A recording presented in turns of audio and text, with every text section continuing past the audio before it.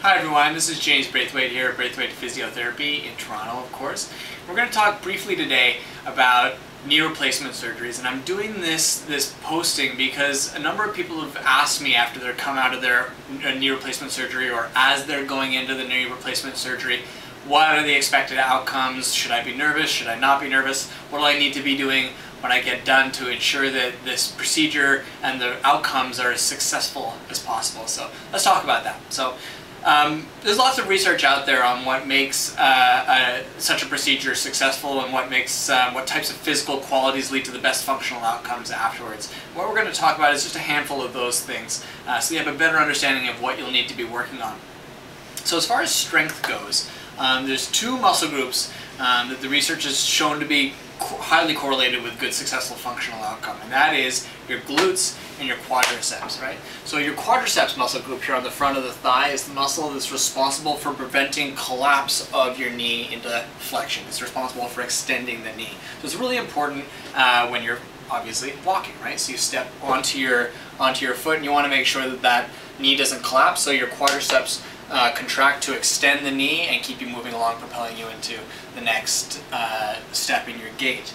And that's why having good strength there is shown more than any other muscle group. That's the strongest correlation that we see in literature, is people who do really well have good, strong quadriceps. And there's lots of progressions that you can do, physical progressions in terms of strength training, to ensure that the strength in that muscle group is there. I'm not going to get into the details of that right now. That's certainly something that I'm happy to talk with on a case-by-case basis.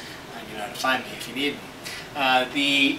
The other muscle group that is really important to work on, as we discussed, is the glutes, your butt muscle, right? And that's important because it's the glutes that stop the knee, believe it or not, from collapsing towards the inside. So when we're strong here, we'll be able to keep our knee in line. Can you see this? Is that visible? We'll be able to keep the knee in line with the foot as we walk instead of collapsing into that valgus gait, which we've talked about so many other times on this video. Unless you're a Latin ballroom dancer, you don't need to be doing this type of a pattern, right? That is not healthy for the knees.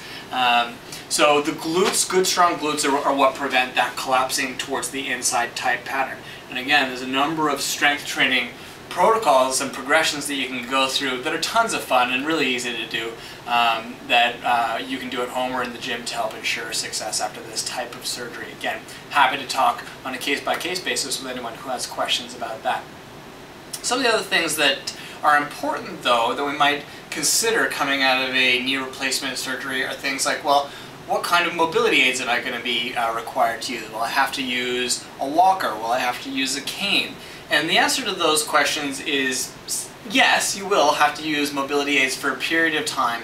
But again, the research is clear that the people who are able to transition the fastest into walking without those do the best. So the quicker you get independent, the better. And a lot of the time that's an emotional and psychological thing too, because they're a safety mechanism for us, right? A mobility aid is there to help us stay stable, to stop us from falling. And for safety reasons, they absolutely have a place, and they must be used initially after coming out of major surgery like this.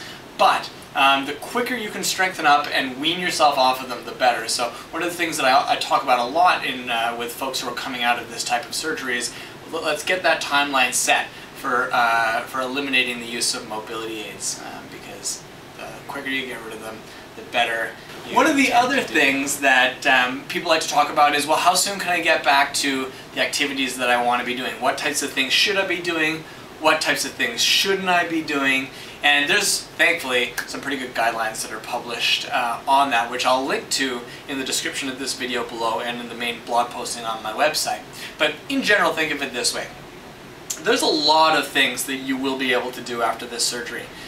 Certain things have to be approached with more caution, and those are the activities that require heavy loading and high impact. So think, skiing, that's a caution. Cross-country skiing, also a caution even. Heavy strength training is definitely in the mix.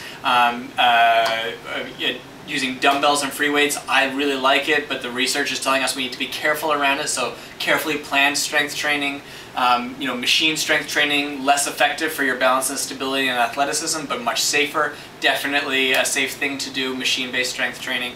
And a ton of swimming is fantastic. Tons of different exercises that we can talk about. Some of them are a little bit heavier, a little bit higher impact. Those have to be approached with more caution.